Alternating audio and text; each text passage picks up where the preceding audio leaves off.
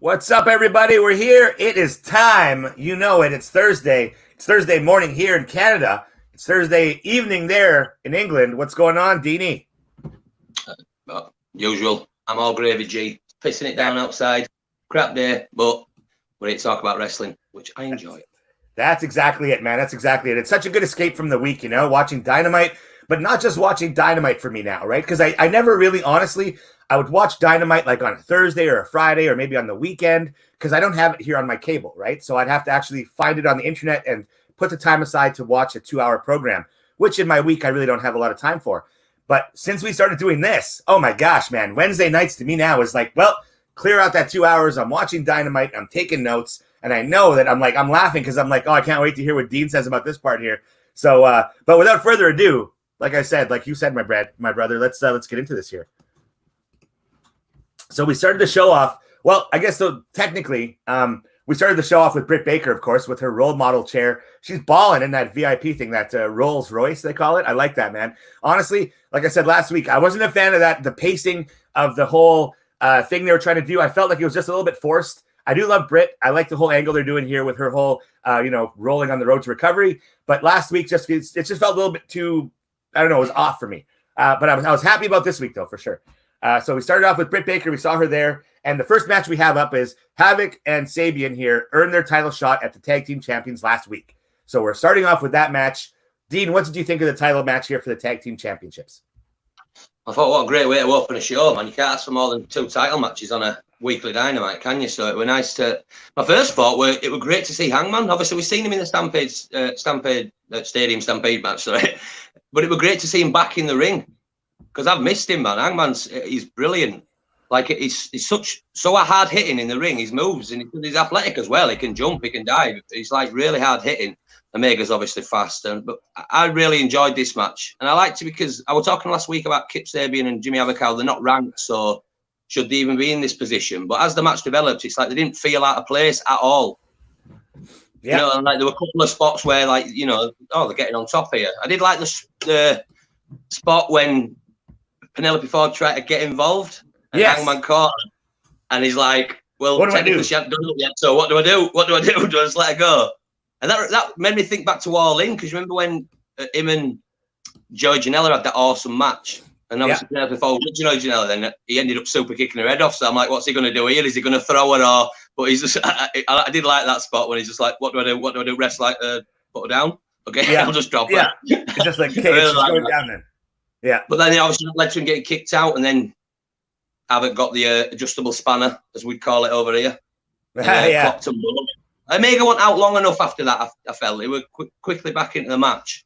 So I thought they were going to use that to get on top. But I liked how you want your classic heels working over her face and then get a hot tag. They want a little bit of that, but there was some really good back and forth. And I really enjoyed the match overall. And I think the combination of the V-trigger and the buckshot lariat's a nice finisher as a nice tag team finisher. It's a good move. Yes. And obviously, the champions won like you'd expect. You don't want them losing because they're unranked to Kip Sabian and thing. I don't know what Kip and Havoc will do from here, because I don't feel like they'll be kept at the top of the tag team. Because let's face it, AEW has the best tag division on the planet. So many awesome teams. So when you've got a team like Jimmy and Kip, who are down there on the lower rungs, still putting out quality championship matches, winner. Yeah, no, absolutely. And that's exactly what it is. We had this conversation last week where we talked about Havoc and Sabian, and like it looked like a sort of a weird pairing to me. Like, are they going to do well together? But man, their tag team matches have been electric, even to the point where last week I said I was surprised they beat SCU, because I was like, yo, SCU is so established. I thought they would just go in for another tag team shot. But I thought it was great to establish Havoc and Sabian as a legit tag team, and they more than showed that in this match again. I had to laugh a couple times. We saw that Lou Thez press from Kenny that really went high, and Havoc got balled right in the eye there. I thought that was hilarious. And then Jim Ross on the commentary, I think, is hilarious, because I love it. The insights that he brings, right? They're talking about the Knight family, and he says, Paige is my favorite, right? And then he says right here, he says, I talked to Mick Foley, and I told him, you have a really high threshold of pain. And Mick laughed. He says, no, I don't. It really hurts all the time. Like, I just do it. I don't have a high threshold of pain. I just do it. So like you said, Penelope Ford jumping into the Hurricane Rana, I thought that was hilarious. Like, what do I do? Just drops him. The attempted foreign objects blocked by Havoc, the near fall on Paige. Havoc yelling Shoryuken jumping uppercut on Omega. That was the highlight of the match for me. Just Shoryuken when he hit that uppercut. I thought that was friggin' hilarious, man. I don't know why I said friggin'. I can swear on the show. And then, like you said, the last call, the buckshot, V-trigger combo to Havoc. Champions retain. I don't think we were surprised by that. But what I am surprised about, though, is the fact that these guys, Havoc and Sabian, pulled on such a tight tag team match. And like you said, the tag team division is very deep. So deep. It's like the exact opposite of WWE right now. I'm surprised New Day doesn't want to come over. But what I'm thinking it's great that Havoc and Sabian have this chemistry so they can be leaned on as a tag team for supplementary, to fight FTR, to fight these bigger tag teams. Because, as much as we want to, we can't have WrestleMania tag team matches every week, right? So there's going to have to be like a lower rung tag team that's being brought up. And it sort of speaks to Hangman and Omega themselves, is that these are two teams that were not originally tag teams, right? These are singles wrestlers that they made into tag teams. And I think it's rad as hell that they're getting so much success. Like tag teams, Kip and Havoc work really well together. Yeah. They don't, even though they've all got separate entrances, both teams, they're still putting on really good tag team performances, which is like what you want to see. And like you say, it builds them up. So there's, like you say, more for like FTR and such that they're not going to easily get beat. It's like, oh no, they're still a legit tag team. Like you're not going to back them to win. You're not going to back them to win too often, but still, it's like, oh no, they're still legit though. They still could. Absolutely, man. Absolutely. So from there to the show, we went. We saw Shawn Spears and Tully Blanchard in the back of the limo there, and obviously, Shawn Spears is not feeling good about these things, and they showed the little clip there where Tully really sort of reamed him out and said, "Hey, man, if you want this, it's yours. It's here to get it. But if you don't want it, like, don't waste my time here." And he got presented with the black glove. The black glove, the black fingerless glove here, this iconic glove that's given to Spears, and now apparently he's given some new life. So hopefully we see like a new regeneration out of him. Now, given that I don't have the biggest background in professional wrestling, like classic professional wrestling, like let's say the Horseman era, the Tully Blanchard era here, a lot of that old WCW stuff, I went straight to Google because I'm like, yo, he gave him a black glove. What's the black glove, right? So I looked it up, and Blackjack Mulligan had the black glove. It was on the other, so Blackjack. And then I thought Diesel right away. I went to Diesel, right? Like a fingerless black glove. And I'm like, no, it's got to be deeper than that. They're not going to make a Kevin Nash reference here. They're going to go deeper than that. So yeah, I'm interested to hear what you think about the black glove here and what it could mean for Spears. Well, when he first opened the box, I thought it was going to be like a bit of a, you're not going to see what's in the box, sort of moment. Yeah. And I thought that maybe that might have worked better. Well, maybe if you want a glove. But yeah, when the glove came out, I'm like, am I supposed to know what that is? I'm like, anybody in the comments, please let us know what you think, because we are both like, maybe we're just like they missed the demographic.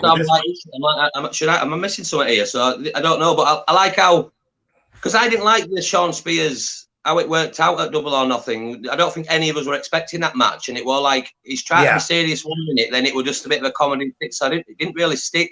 So I liked this, how it's like, right, no, it's time to get serious. Forget looking for a tag partner. It's like, do you want it? Stop messing about anymore. Stop having comedy joke matches, blah blah blah. But so I liked the energy from Tully, and I liked how Shawn Spears were respectful throughout it all. He didn't say a word back. He would just like, this is my mentor. I'm getting a dressing down, and it's time to book my ideas up. So I'm interested to see where this goes. Hopefully, it goes to a more serious Shawn Spears, because when he first debuted in AEW, it was very serious. Yeah, the chairman, he was very serious. It's gone up and down, like they don't quite know what his character is. Obviously, he's feeling it out. But yeah, so this hopefully means we'll get a serious Shawn Spears, and hopefully that'll be good for him. Yeah, I think so too. Especially then they go against Dustin as a more serious one, and he actually wins, outright. That could be a good way to round that off, the Double or Nothing stuff, Yep, absolutely, man, absolutely. So then from there we go to the Swoleverine, and I'm not talking about Lee from your pilot. I'm talking about Brian Cage, man. We got Brian Cage versus Shawn Dean, and I love how I only learn these guys' names after the fact. It's like, okay, Brian Cage versus Enhancement Talent, and they'll be like, all right, Shawn Dean has got a good chance tonight. I'm like, no, he doesn't. So I love how when they say wrestlers in action and they don't tell you the fighting, it means it's going to be some Enhancement Talent, isn't it? Yeah, a local, But I love Taz on the outside, just looking like my cousin Vinny out there. Like Joe Pesci vibes so hard off of Taz as he gets older and older. But again, like I said, Brian Cage is so impressive. I could beat that to death, you know? What I am picking up, though, is his who better than Cage? Who better? I can tell you who's better. Canyon. Chris Canyon, who's better? Who's better than Cage? Chris Canyon is better than Page. It's such a ripoff of the Chris Canyon gimmick. I can't just, every time I see who better, I think of Chris Canyon, not Brian Cage. Even though I love Brian Cage, it's like, dude, that was directly Canyon's. But again, that drill claw, man, it looked like Shawn Dean almost wasn't all the way up for it. Like, it looked like he was kind of struggling, and then finally Cage just powers through it and just drops him, right? That was so good. And then, of course, we saw after the match here, okay, here we go. What's this here now? Tim is saying, Sean Spears went and pretty much stole my buddy's gimmick and trademarked the name Spears. Got the trademark, The Reaper, coming this way. All right, cool. Wicked, man, wicked. No, Tim, good guy, man. Get good shit there, man. RCW. Yeah, exactly, man, exactly. Real Shoot, RSW, sorry, not RCW, RSW, Real Shoot Wrestling. Just got off my thing there. And then, of course, after the match, after this squash match, Taz comes out and cuts a promo to warn Mox, right? He's like, Mox, blah, blah, blah. My guy here, my cousin Vinny over here, he's going to get you. Just kidding. I'll stop with the Joe Pesci references now. So then, of course, Moxley comes out, and it's great, man. I love Moxley here because Moxley was straight up. He was like, this is like, hey, man, you talk about me again. You mention my name on TV again, and you know what's going to happen here, right? I was hoping it was going to get physical. At the end, I was honestly hoping Brian Cage was going to be like, you know what? You want me to get physical and just clean him out, right? Let Mox come back next week or something. But they both walked away, and I get it. They both look strong. It was a good segment. What'd you think of the Swoleverine here this week? Well, I think obviously they want to push him as a beast. I was talking the other week how they're not having traditional squash matches, like Lance Archer, even though he's big and strong, they're letting people get the licks in. Whereas with Cage, they're going down the traditional squash match routes, where Shawn Dean didn't even throw a punch, let alone hit one. He just got destroyed. I didn't even notice.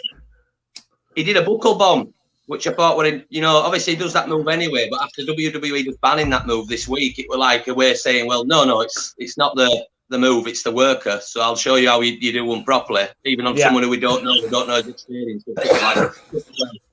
Like you say, the drill claw's awesome. I liked Taz on the mic afterwards. I liked he put him over really, really strong. And I thought Moxley looked like an absolute badass, man. Like when he come out, he's like, yeah, I was smiling, I was laughing because this makes me happy. I want a challenge. I want a match. That's what I want. That's what I'm here for. Like, I'm not scared of you. I thought Mox came across great, and Cage didn't look so huge when Mox squared up to him. Mox looked massive. Mox looked massive. Because I think like with Cage, he's more wide than he is tall. But yeah, Mox looked huge. But I really like this. I didn't want him to get physical. I liked this because it's like we don't need to get physical now. You're up for the match. I'm up for the match. So we will have the match. So I thought everyone looked good here. Taz, Cage, but I think Moxley really looked strong. That's what you want from a babyface champion. I'm not scared of anything. No, I want fights. I'm not shying away from anything. So yeah, I thought this was a good segment overall. Yeah, really like this. Oh, absolutely. I have that in my notes too. How short is Brian Cage? Taz makes him look like a beast, but Mox is dwarfing him on the same camera shot here. And I was just like, wow. I know Mox was never the biggest guy in WWE. Like, you know what I mean? He was like the shortest of the Shield, wasn't he? Like maybe Rollins was shorter than him. But like really, like Mox never looked like a big guy in WWE when he was Dean Ambrose. So that's why it was so weird for me to see this. It was just like, oh, okay, fine, cool. But yeah, again, I'm looking forward to that one again. I think both of them came off very strong. And then we go in, speaking of monsters, man, I love Lance Archer and how they're doing this. Like they got that masked dude.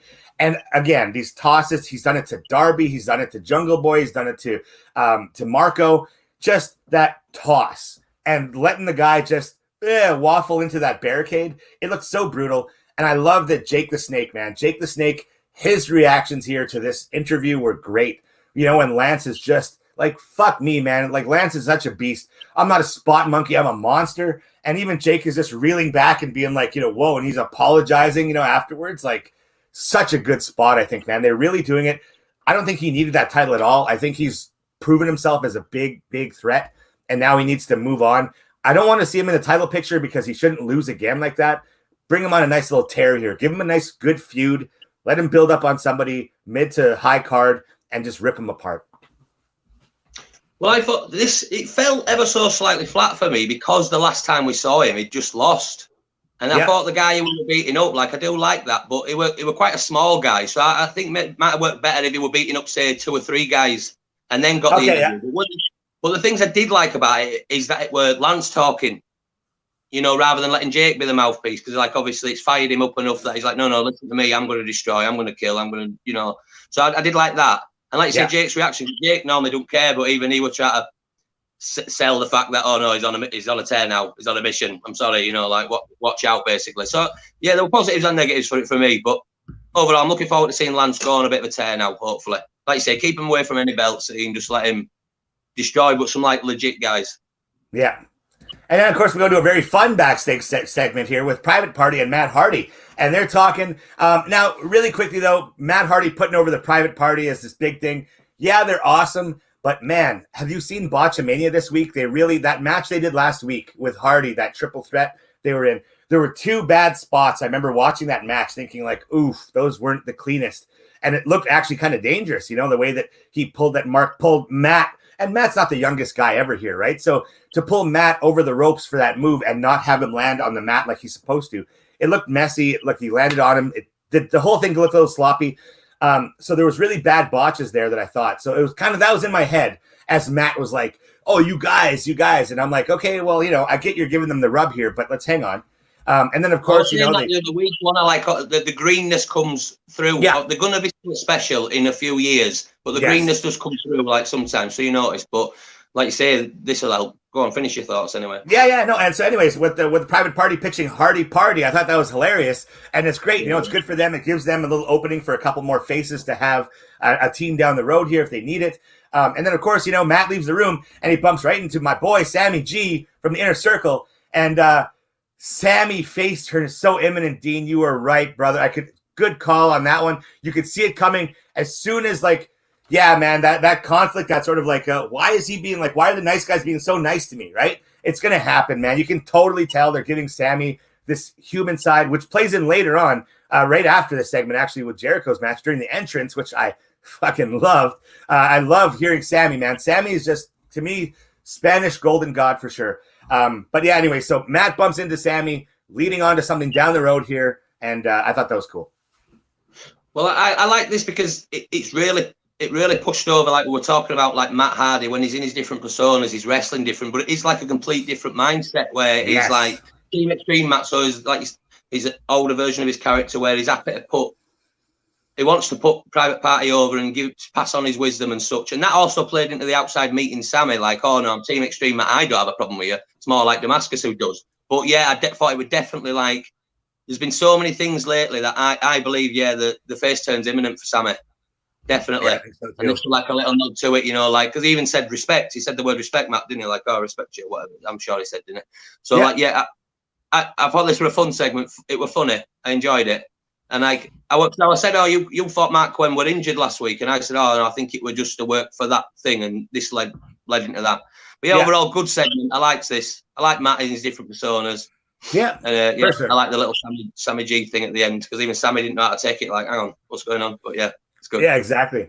All right. So then, of course, we go to the Tyson Jericho recap, the media blitz there. I love Tyson being like, this isn't done. I'm coming back. So that led into Cabana versus Jericho for the first time ever in pro wrestling. Colt Cabana versus Chris Jericho, 2 veterans facing off here in the ring. And I got to say again, Chris Jericho's entrance, just to hear Sammy Guevara singing da-da-da, da-da-da-da-da, because he doesn't know the fucking words of the song. It was hilarious. Chris's reactions at first were just like, holy shit. Like what are you supposed to say to this? You could see him fighting back. He didn't want a corpse, but you could see even he wanted to laugh. Yeah. He's trying to have his serious face on. No, I'm up for this match. But because Sammy, he used to be just out of tune. Now he's like out of time altogether. Yeah, now he's just totally gone. He just and I love how they let him finish it off and everything. That was so great. Again, Colt Cabana, man. I've never been a big fan of Colt Cabana just because I don't like his style. I don't like that whole comedy shtick. You know what I mean? Like, I think it's just I don't get it, right? I don't like it. It's just not a thing for me. But man, this guy can work, okay? For as much as I have to say against his character, the man can wrestle like a motherfucker, man. He's like this wicked moonsaults outside. He's a big dude. He's got this agility about him. Wow, man. Like, really. So when he saw that moonsault, he lands on his feet. He's bleeding from the mouth. He's showing some color in this match. Huge Colt bump over the turnbuckle. Man, when he ran over from the outside of the ring and went over the post to the floor, I thought that was crazy for a guy in this stage of his career to be taking bumps like that. That's like, those are private party bumps. Those are Janela bumps. You know what I mean? Like, bro, you don't have to, like, it's cool that you're seeing all this stuff, but like, that's wild, bro. That's super wild. Again, you know, of course we were going to see, I don't think anybody saw Colt winning this match. So we saw, of course, the Judas effect. What a friggin' Judas effect that was, man. Honestly, I love how they do it so safe. Like, he just looks like he just cleaned him right out. The way Colt sold it just went right down. Two vets in this match, honestly, for the first time. And you could tell these guys were just consummate pros, man. They knew how to work together. They made it work, their styles. You could see, you know, Chris was sort of coming into a bit at the end. He looked a little bit gassed out. But of course, I mean, Colt's a big boy, right? So it's going to happen. And that was a great match to me, honestly. What do you think about it, brother? Yeah, the finish were interesting because Colt goes to jump on the turnbuckle, and I thought he genuinely just messed his feet up.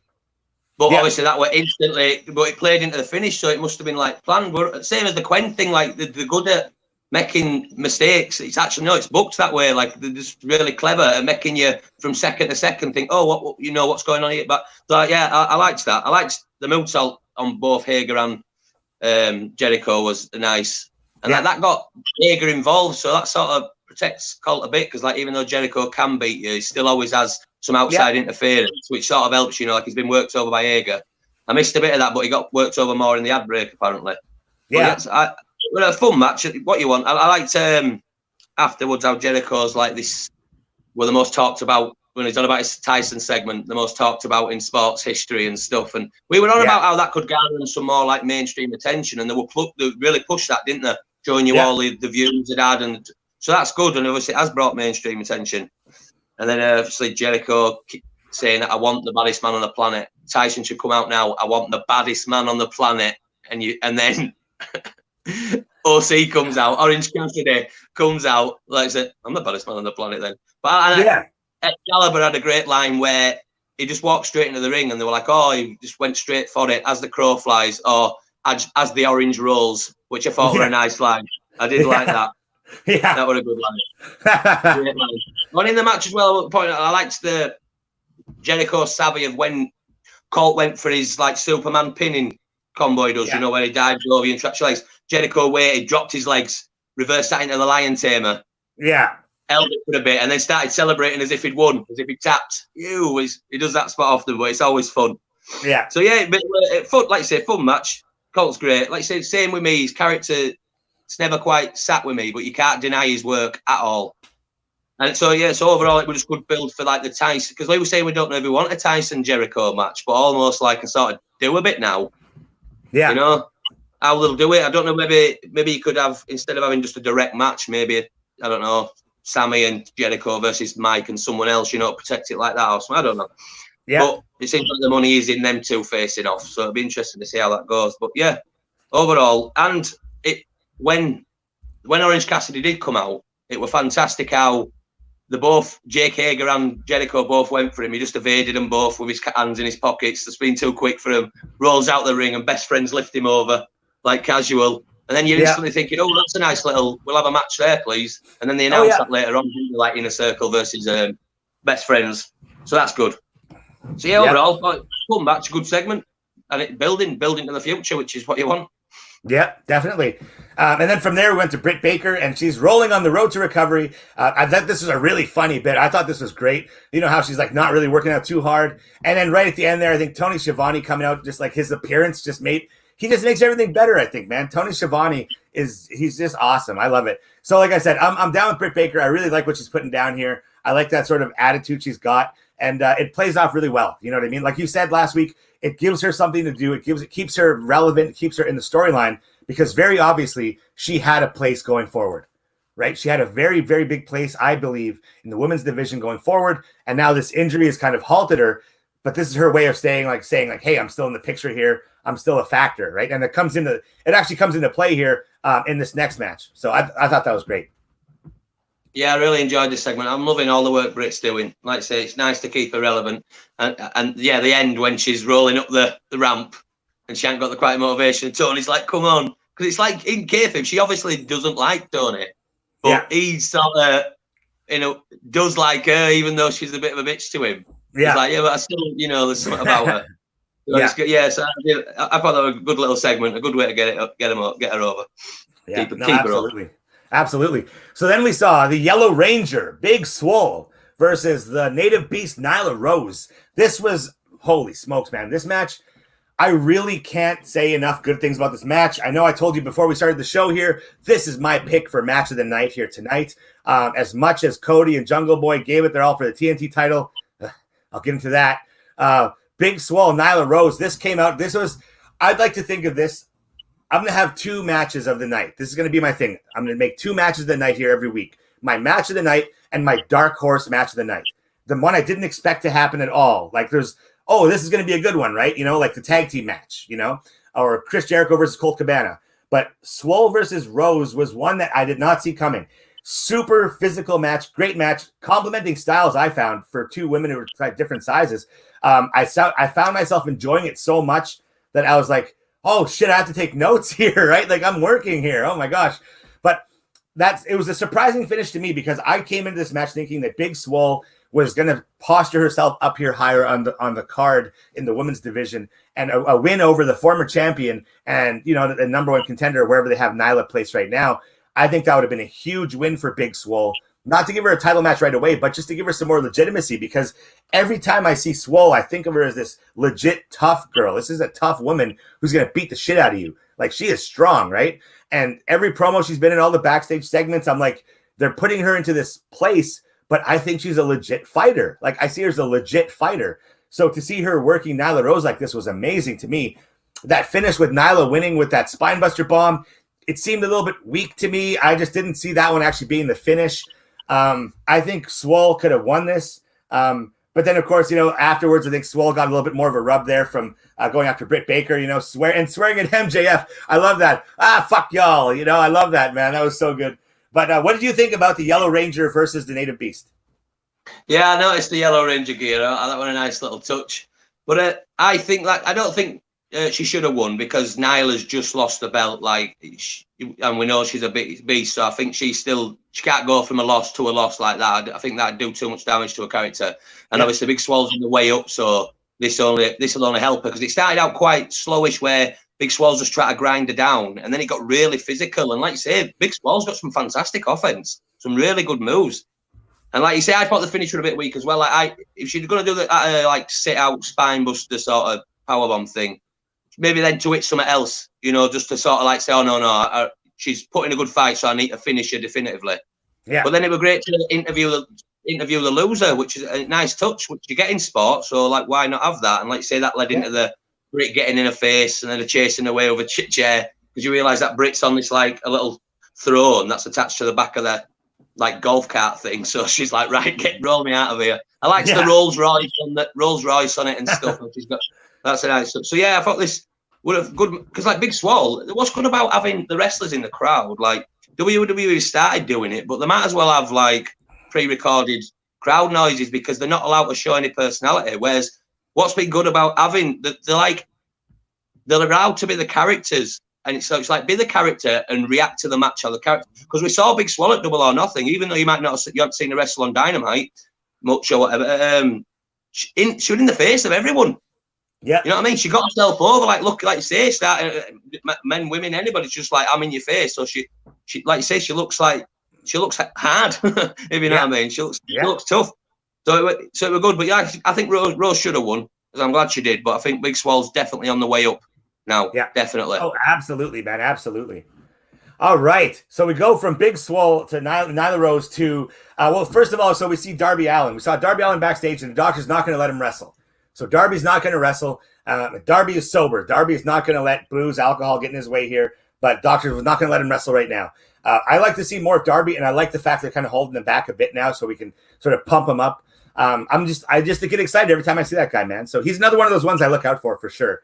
And then the feud with Cage spinning there out there. It's nice that, like I want about a week, how people have multiple feuds, sort of So that's good. We just kept that spinning. So that's a future match we can see. Probably after his fought Moxley, I imagine, or maybe before, I guess. As like a legit guy could be, because it's only squash matches for Cage so far. So maybe it could be a good match against like a win over Darby, because Darby's sort of one of them. He doesn't need a win to stay over because he's just so entertaining to watch. Yeah. So maybe that would be before. I see OC, MJF, and Darby as the three guys that are just untouchable. You could have them do whatever you want, and they're still going to be loved. So then, of course, Tony Schiavone sits down with FTR. He sits down with FTR for this very anticipated interview, and he starts off right away by asking them the first question out of the fucking gate. Definitely give them the shot. Give them the chance to say it. What does FTR stand for? What is the meaning? And I have never seen them waffle so hard on such an easy question. They could have just said, fuck the Revival right there. They could have, but then they went on this whole thing about, it's got different meanings. It just sort of changes. It's kind of, ambiguous. And it's like, okay, fine. I loved their shoot on the Lucha Brothers, though, man. This is why AEW fucking rules. It's because he's like, oh, man, Lucha Brothers, emphasis on tags, right? Yeah, get those tags there, right? Because people are saying that. People notice that kind of shit, man. When you're not tagging your partner and when you're not doing that shit, it looks sloppy on everybody. So if they start holding themselves accountable to that kind of stuff, it's fucking great, man. And then again, the Bucks, for them, I love how FTR is doing this. This is why they haven't been like this in WWE, or why they weren't allowed to be themselves. It's just fucking boggling my brain. Calling the Bucks, there's not a dream match to them. Oh my God, man, that was so good. They just called down the Bucks. They're like, no, man, those guys aren't as good as everybody says they are. Like, they're way overrated. Like, this is not a dream match to us at all. Like, don't think we're here for the Bucks. This is not why we're here. That was so good. And then to end it all there, Tony, fuck, this is why I love AEW, man, because there was like that lingering, that elephant in the room of, boys, we know you fucking people have said fuck the Revival, FTR. It's a thing. It's a sentiment against WWE. So finally, Tony just says it right after the interview when they're chatting. Honestly, boys, I thought, FTR, it meant beep the beep. I thought that was hilarious that they did that, man. That was great. That was so good on them to finally just address it head on and have the balls to do it, really, I think. Again, I'm not a big guy of the whole, and I've said this weeks a week, I'm not a whole fan of the whole pettiness about bringing WWE back into it, but when you're very obviously naming yourself this, and it's been referenced online, and people are talking about it, fuck the Revival, you obviously weren't happy where you were, get that out of the way. But I'm glad that they didn't do it themselves. That's kind of where I came around on this, is that they weren't playing a Cody card. And I'll call it the Cody card because I'm fucking pissed off, and I'm going to talk about that later, is this petty asshole Cody. He's got to shake that chip off his shoulder here because the WWE is out now. It's gone. He's got his own empire here. But the more you look back, it's like having a girlfriend, having a fucking awesome girlfriend that's wild and doing this crazy shit with you that you haven't had done or you've heard about being done to other guys, but it's only happened to you now. And and you're like, oh, man, baby, my ex, oh, fuck my ex, my old ex. Oh, fuck that old bitch. I didn't like my old ex, even though she was strong and even though she did these things. Fuck my ex. My ex treated me so badly.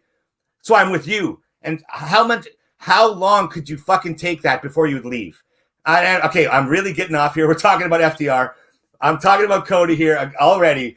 But what do you think about FTR, man? Well, I thought it started a little bit lame with the what does it stand for, and they only came up with two, and one was follow the rules. I thought it sounded super lame, but that quickly were put away because I saw more character than I have in the whole WWE run, and I say main roster run because obviously fantastic in NXT, but I saw more personality in this 2 or 3 minutes or whatever it was than I have for a long time. So that was fantastic, and I did like how they said, a lot of people say that us and the Young Bucks would have the best match of all time. I don't want the best match of all time. I just want to punch him in the face. We can beat him in 2-3 seconds. It don't matter. You know what I mean? So it was good. And they put other people strong. I did like that line, emphasis on tag. Because they're the worst ones for it, Lucha Bros. Not tagging, just basically having a tornado match all the time. The rules are the rules. It's a tag match, so we do want the rules. Yeah. Oh, maybe follow the rules. Maybe that makes sense. If it had said that afterwards. Yeah, actually, that didn't click down until just now, but actually, follow the rules, the tag rules by tagging. So, all right, I'll forgive them on that. It was fantastic, this segment, and they came across great. And I liked how, it ended, didn't it, with Butcher and Blade coming down after, obviously, they'd got interfered with them last week and got involved in their match. And they're like, oh, it's just business. We're businessmen. You want to fight? We'll have a fight. We're just businessmen. And then threw the water at him just to like, actually, I'll wind you up just before then. But then we get a match between them next week, so that should be fun. Yeah, no, absolutely. That was a good way to end it. I did really like the interview overall. And like you say, the Tony Schiavone is fantastic, and that were a nice little way to end it. Just say, look, but I'll say it stands for formally the revival. That's how we'll refer to it. There we go.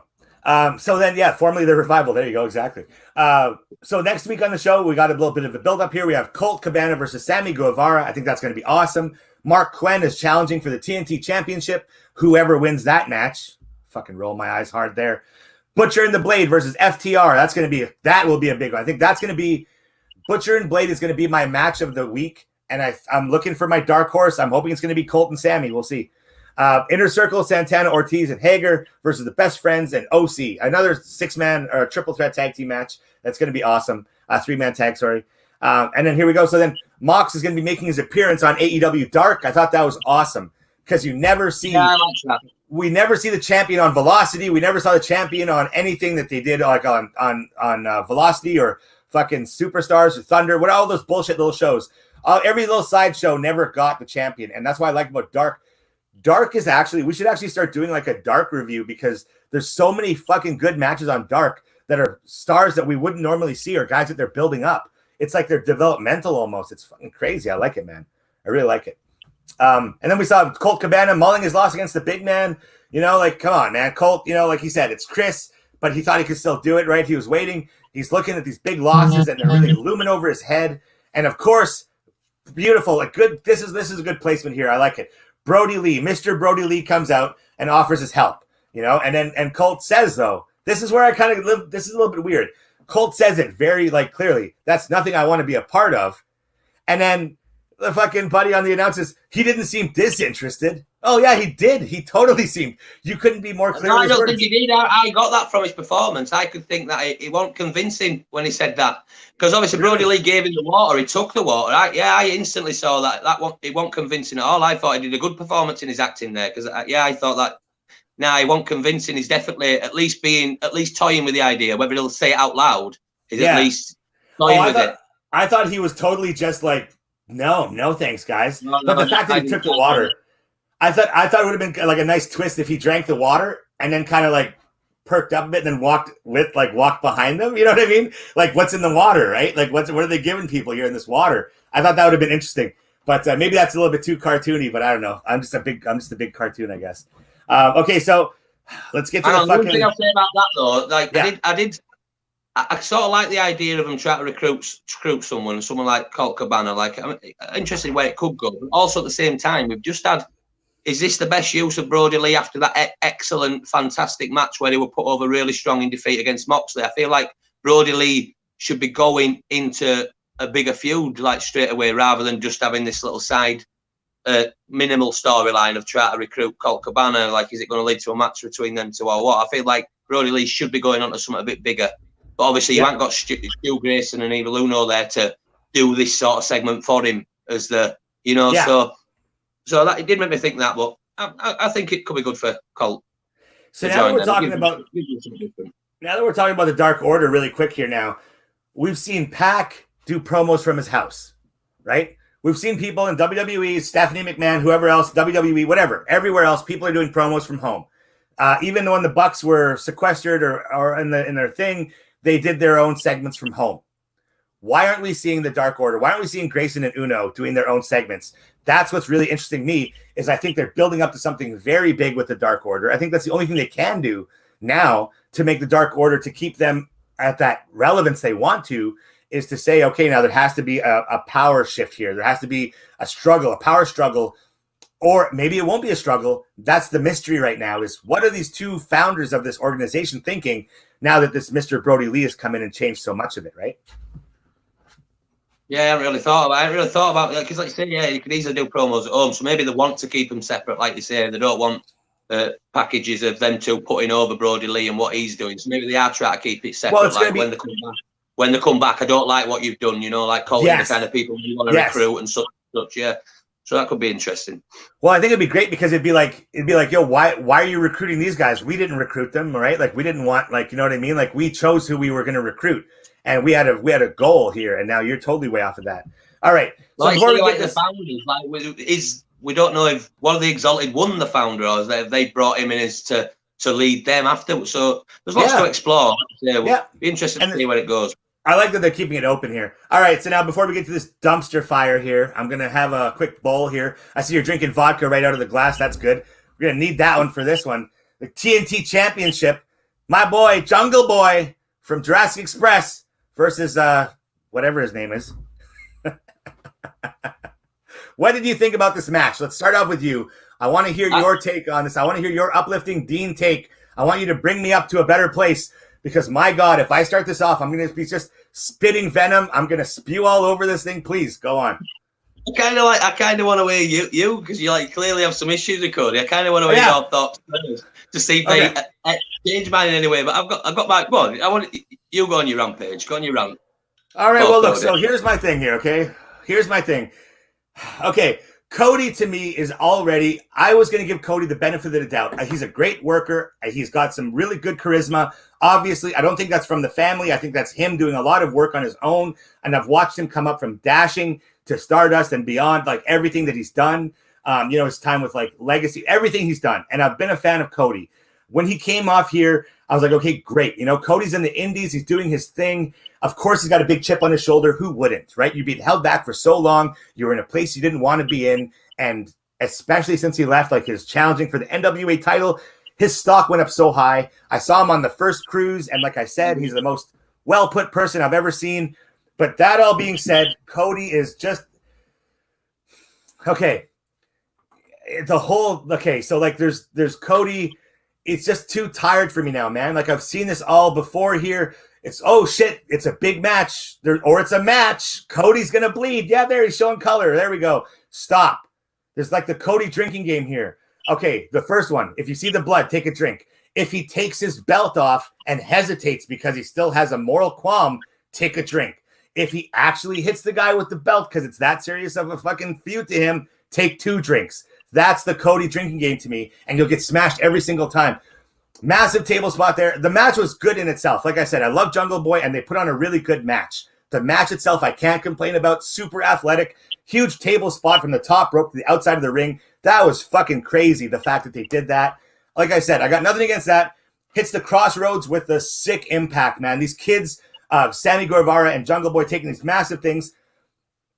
Now, Cody got the win. I didn't see that. I saw that happening, obviously. Cody's going to keep the title here and give the rub to Jungle Boy. The match with Cody for the TNT title is enough of a rub for fucking Jungle Boy.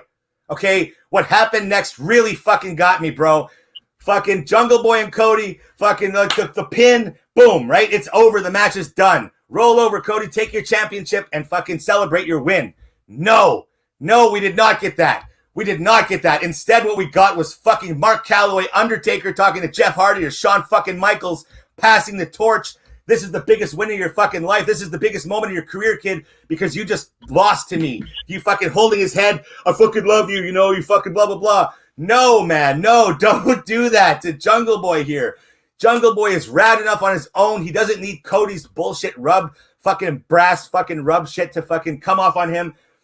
This is not the biggest rub of Jungle Boy's fucking career to lose to Cody. Cody's the Undertaker, man. For fuck's sakes.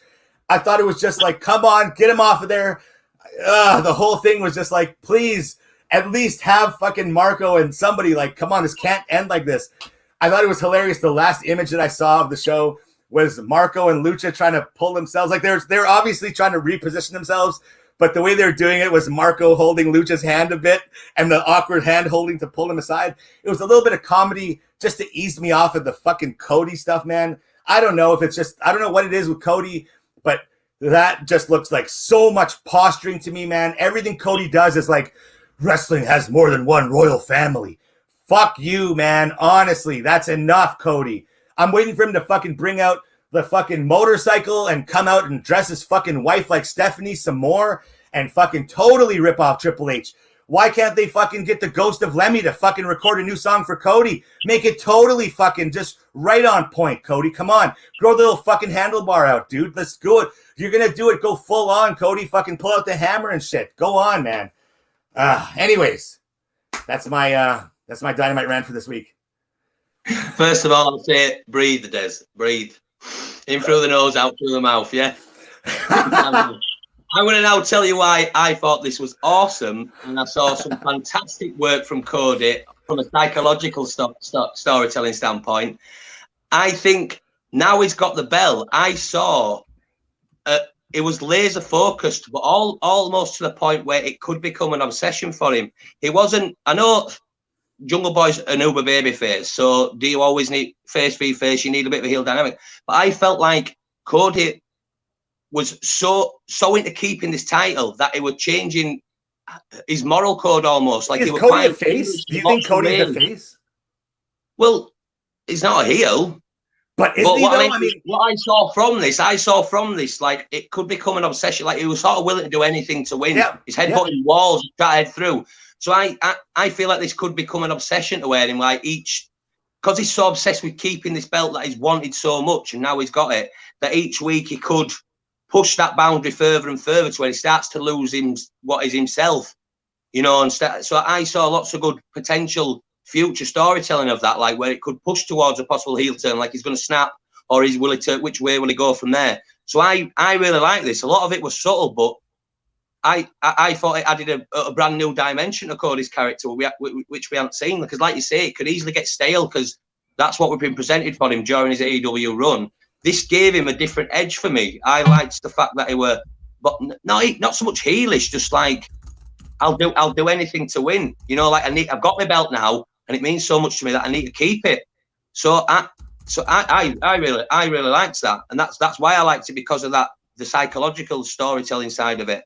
So I don't know if obviously it's hating on him a bit at the moment. Maybe you miss that side of the work. So I really appreciated that, and the match itself was amazing. Well, I couldn't, honestly, I watched as much of the matches I watched. I couldn't fucking, like, by that point, I think I was a little bit burned out. I think what I'm going to start doing is I'm going to break my Dynamite watching into 2 segments, because I felt like I was just a little bit too burned out by the main event, and then plus the fact that I was already off on Cody. I think that was sort of what did it for me, right? But now I wanted to talk to you really quick here before we finish up your thought about Cody being a face or a heel. Like, he's calling himself a Nightmare Family. They've got kind of a heelish, like, logo, like the skull and stuff. Like, it's already looking like that. They're bullying so many people. Okay, if Cody's a face, is Brandy a heel? Because the way she's, like, with everything with her, like Luther. No one knows what Brandy is. No one knows what Brandy is. Even she. But that's what I mean. But that's what I'm saying. That's what I mean. So it's like a gang mentality, except they're not ganging on people, like, physically, but mentally they are, right? Like, you can just see the dynamic of, like, okay, QT is there and Dustin's there, and, like, it would take very little for them to become heel, I think, at this point is what I'm saying. They're almost like a tweener faction. Sorry, I didn't mean to interrupt you, but I'm just like, again, Cody, just working me up here, man. No, and because you didn't like the finish as well, but I thought that the way I was looking at the match and the way I interpreted it, I didn't mind the end, because it was like, as soon as he's won, he gets his belt and he smiles like, my precious, and then he sort of snaps back into reality, like, oh, you know, oh, great match, you know, and then he just want to sort of like, oh, you did fantastic. So I liked that. To me, it didn't come across as cheesy, like, oh, look how great I am because I'm putting everyone over. It came like almost like, oh, the match is done now. I can snap back into reality and back into what is my moral code, or at least my perceived moral code. So I actually liked the ending. So I liked him lifting Jungle Boy up and then all posing together. I did like that, but based on my interpretation of his psyche within the match. Yeah. So, but that's why I like talking to you, because it's good to. Often we'll agree on stuff, but it's nice to have to receive stuff differently. Obviously, we're on different sides of the world, so things often are received differently. So it's nice to discuss both sides, you know, and see what you think, because all your points are completely 100% valid, and I get it. And I was sort of getting there, but I feel like this match gave me a new dynamic into Cody's character that can keep him interesting for me. Because I feel like the potential future, it can go lots of ways. I think that in my fantasy booking, that's what I do, is get Cody so obsessed with the title that he pushes it further and further each week till he sort of, we don't know what he is. Mm-hmm. But I mean, like, you know about the Nightmare Family, it's like Dustin is a face, but like, to me, he sexually assaulted Jake Hager's wife at that pay-per-view. And it's like, that was not a face move at all. I think that's what maybe I mean. Just give it the moment, because I'm like, there's no way backstage they've cleared that. So it's like, even like you said, they don't even know what they are, do they? Yeah. And like you say, they go for nightmare, but that's often obviously a contrast to the dream and stuff. Yes, of course. Yeah. Still, it's like you say, nightmares aren't nice, are they? Yeah. So they're not real either. For them to snap and become. Yeah. The night, like you say, the nightmare family that tries to just dominate and like. So yeah. I were excited by the future this match can bring and a possible change in Cody's character and the family as a whole. We've got very different views on that one, but yeah, what a fantastic match. The show book ended by 2 title fights. Brilliant. Yeah. And I did like the red graphic as well for Cody's name, being the TNT champion. I did like the red graphic, to separate it. I mean, the belt's still ugly. And I've seen the revised version when it's going to be finished. It's still ugly, but overall, I thought that this was fantastic. I honestly would have been so happy with the match if it was just a moment of, hey, Jungle Boy, you did good. Like a handshake afterwards and a hug and embrace, raise his hand like he did good. That's the traditional, respectable way to do that. Hey, buddy, I'm much more, I'm much more established than you. I'm the champion. You had a good match. Like I said, Jeff Hardy, Undertaker. Fucking Undertaker, Shawn Michaels, Undertaker, anybody, right? Anybody who passes the torch and lets them in and sort of gives them that rub. It's great. But like that whole fucking grab your head and hug you and shit, that's like what Shawn Michaels did to Ric Flair. That's the fucking level of that shit I see. That's 2 legendary legends that just gave it, and now this is your career, this is your big moment kind of thing. This is your either send-off or this is your big rub, whatever it is. It just seemed too overinflated for me. Cody, I think the reason Cody is not going heel, the reason they will never go heel, him and Brandy, it will never go heel, is strictly because it is too much like the Authority. It would only be Triple H and Stephanie. That's already what I'm getting off of her. Like with her whole, I'm the chief Brandy officer. Gag me in the fucking mouth, man. Honest to God. I can't. I'm just going to stop before I say something I'm going to really regret here. Well, also, like, you say we're over the top and, like, too bit, but if you think about it from my perspective of the psyche of, like, when he gets the belt, it's like My Precious. It's almost like even he didn't realise how important this belt was to him and how much he'll do for it. So that could be, it's from a story, like, character perspective, or I need to, everyone thinks I'm this ultimate babyface, so I'll overdo it. I won't just shake his hand and think, I'll overdo it, because that sort of brings his, oh, look, I know I am a good guy. Look, these, look how awesome I am. So if you appreciate, so I think it would just, I'm hoping it would just fantastic character work, and that's just really subtle details that will be apparent down the line. Maybe I'm just a fantasy book too much. If I see something happen, I like it. I do like it. I like your thoughts. I totally am in line with your thoughts, and I'm on that road 100%. But maybe I'm getting the timeline wrong because I wasn't paying full attention. But I thought the timeline went, he pinned Jungle Boy and went immediately from that pin into embracing his head and talking to him face to face, bleeding all over Jungle Boy. And then they came in and then they gave him the championship belt. And then the Nightmare family pulls him up, and then his boys come off of him. So he pinned him, and then it were almost, where's my belt? And then he got his belt, and he were like, almost embracing the belt. Yeah. And then almost it could be like, oh, hang on, everyone's watching. Yeah. What a guy Jungle Boy is, So I'd like to think that's how it's. Yeah. And if that's, I missed that. I missed that. Yeah, I totally missed that. You probably. I was up and down. No, I was I was so uninterested, bro. I was like, oh shit, that was a good spot. And I went back a bit and I'd watch it again and I'd be watching the match, but then like something on Facebook would take my interest. So I think, like I said, I might have just been a little bit too burned out. But I really just don't like Cody, man. I mean, I think that might be my distinguishing characteristic here throughout my career is that I'm just going to shit on Cody for whatever he does because he's Cody. But I honestly respect him, though. Like I said, he's a great wrestler, and I love his work. But just right now, for some reason, it's just leaving this taste in my mouth. It's just too bitter. I think it's just too bitter. So, well, maybe that'll play into for your emotions and my emotions. Maybe they'll both get answered going down the line because I think he absolutely can go heel, and I think I trust them all enough as bookers to not just make it an authority thing. So I do trust the people behind the scenes to not make it that. And I think Cody, out of all the elite and such, should be could have a great heel run. Oh, he's the only one.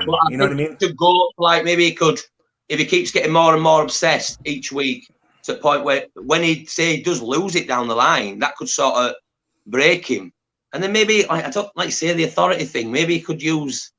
You don't want it to be like that, but he could also use that to say, well, no, actually, I'm going for world title. I don't care what I said before. You know, to get him back in that scene. And like you say, you don't want it to be too authoritative WWE, but there's lots of ways you can go. And I think now, after being, now he's getting to the point where he's annoying people like you, and I'm getting to that line.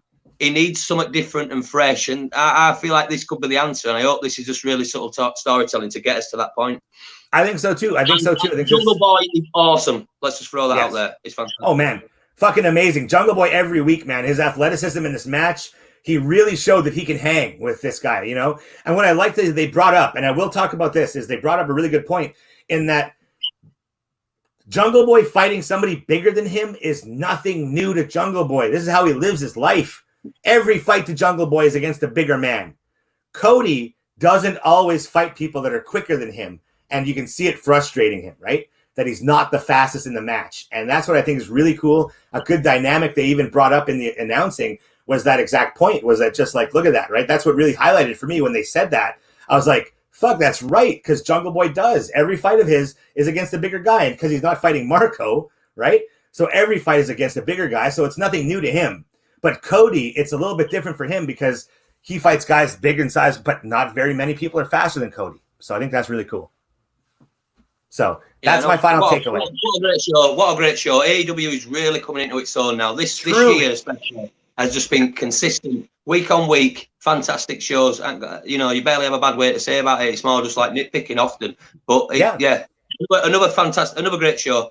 And it built to Fighter Fest, but the announced Fighter Fest isn't going to be like a pay-per-view traditional. It's going to be 2 weeks of Dynamite, isn't it? Yeah. Which I like. That's good. I thought that was interesting. It means that some people can have 2 matches then. You can have some people having matches over both weeks. Yeah, so exactly. All great. All right. All great. Well, thank you, everybody, again. Thank you, everybody, for tuning in. Thank you for subscribing to our program. If you like this, please subscribe, give us a like, share it with your friends. Tell everybody that these two fucking rad dudes are talking about Dynamite every single week. AEW, man. Dean, have a great week, my friend. Always a pleasure talking to you. Brother. Thanks for watching, anybody. Love you all. Stay well. Take care.